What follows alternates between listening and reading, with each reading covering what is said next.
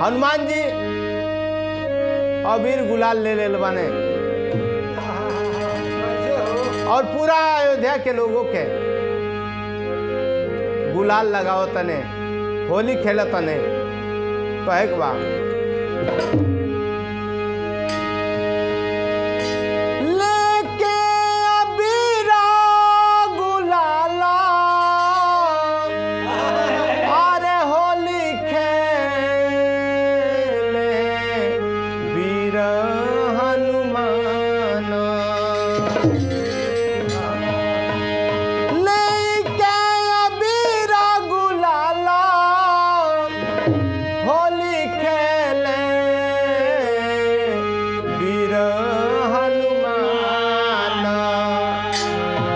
किया हो मोरे रामा, किया हो मोरे रामा, अयोध्या नगरिया भइल पावन राम।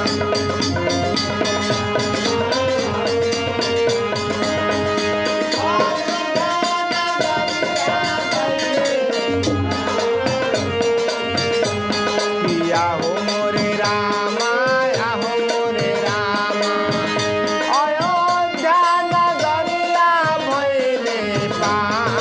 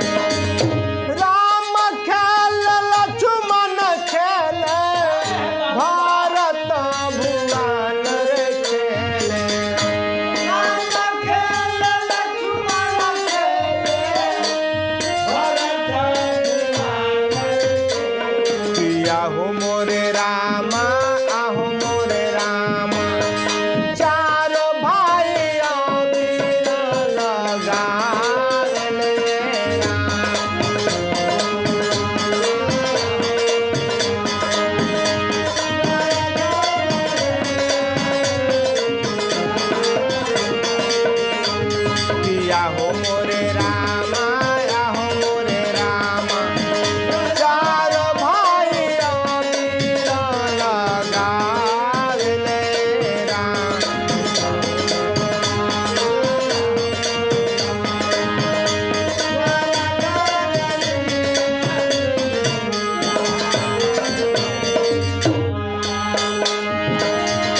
नर नारी खेला तारे होलिया में झूमर तारे नर नारी खेला तारे होलिया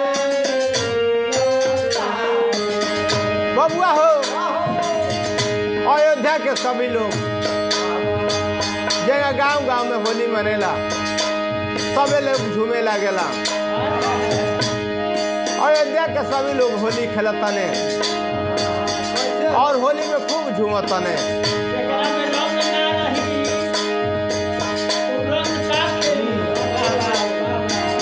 कहल बा